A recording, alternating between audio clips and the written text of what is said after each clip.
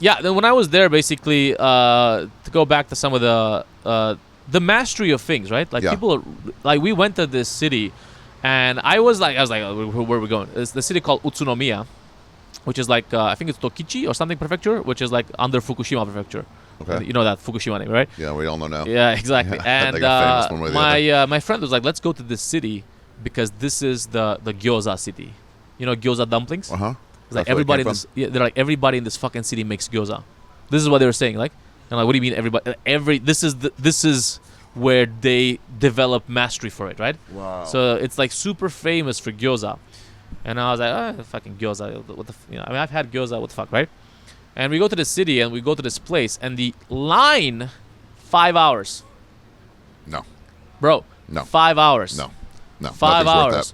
We waited for 5 hours. For a dumpling? For dumplings. You're a dork. And no way. My friends wanted to do it, and I was just on my phone, but like, bro, best dumplings. Really?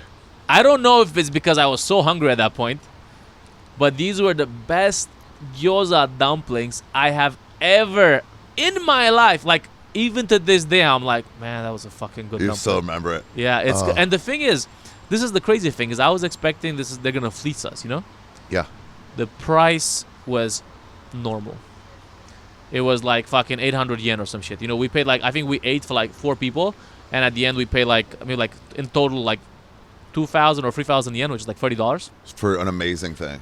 And I was like, what the fuck? Yeah, anywhere else they would jack that price. This is exactly because like, you've got demand and supply, right? Yeah, Mission Burrito in fucking in Haight or wherever. I guess the Mission. But this is the thing $20 burritos. This is what I really liked about Japan, is they don't do that. Right. Because they're like, you know, I am making this, it's my craft, and I'm making it accessible, you know.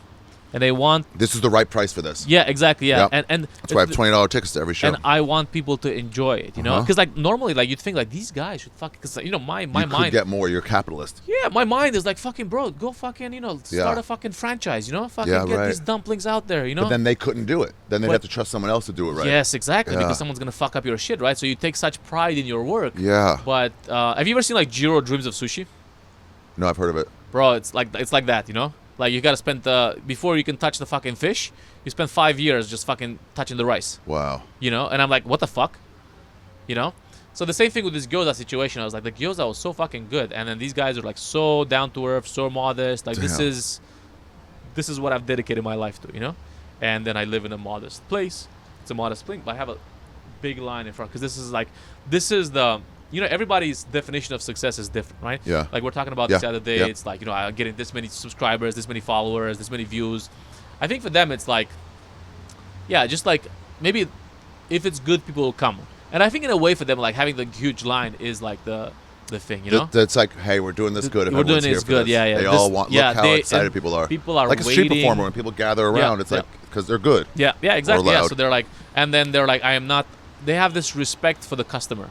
Yeah. You know what I mean? Cool. Yeah, like, for example, like Japan, I think this is one of the, like, whether it's in ramen, whether it's in gyoza, and even electronics or like machinery, they have a respect. Yeah, Hondas are the best, and Toyotas. This is it. And I think... My friend said if you buy a Honda or Toyota, you can just weld the hood shut for 5 years. Yeah, and this is the thing, is I think this is the big difference between, like, you know, like capitalist culture, like just Western culture and Japan. Yeah. There is a higher degree of respect. Pride in your craft. Yeah, pride in your craft. Like, I think at the moment, like, you know, my fucking iPhone is like, you know, I had it at 2 years and slowing down, you know?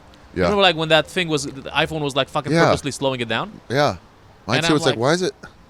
And it's because at this point, at the core of it, you don't respect the customer, right? You just want to fucking get as much money out of them as possible. Dude, this is what comics do. We talk about this in terms of comedy, like putting on a show and making sure, like, having good openers and like, and like, you can't charge $100 for your show when you're a month out of your special, where you're like, kind of, oh, what else? And it's like, it's not fair to this crowd. And you know, they will, because they don't know any better, they will give it. Yeah, they're like, oh, cool, I saw this guy, but it's like, respect them enough to really bring it. Yeah, this is the thing, and I've paid like €60 for a ticket, and I'm like, oh, this is an open mic.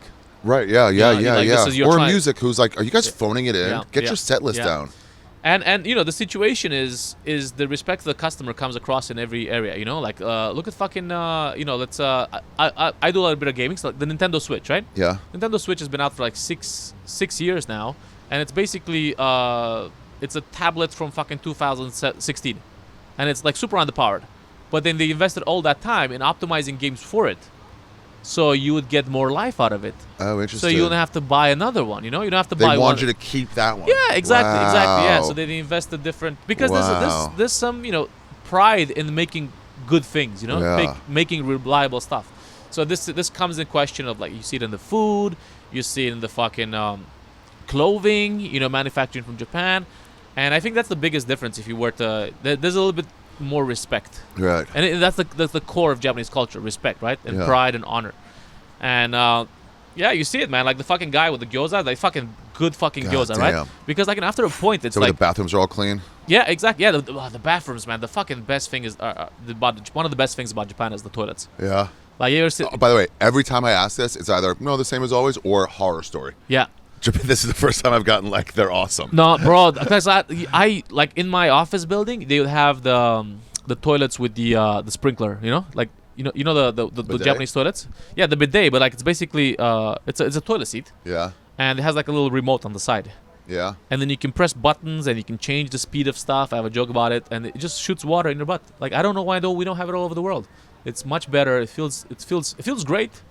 My friend said this is how you should do it. Goes, imagine spilling some Coca-Cola on a table. Yeah. And you take a dry cloth and wipe it off. Yeah. It's sticky still. Yeah. So you take a wet cloth and wipe it off. Yeah. That's it.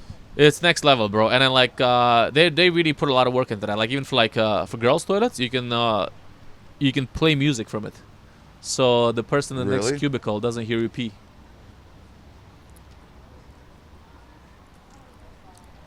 Me and my friend went to Noma, this restaurant. It was like the best restaurant in the world for a while. They just shut down because we can't do this sustainably and pay everybody, right? Copenhagen? Mm-hmm. Yeah, I heard about it. And then there was an American head chef, not the guy, and he took us on a tour. We saw these chefs, because everyone who worked there is a chef who's just trying to like, I'm high level, but I want to work for this guy, Renee Zeppi, so I could like mastery learn. Yeah, man.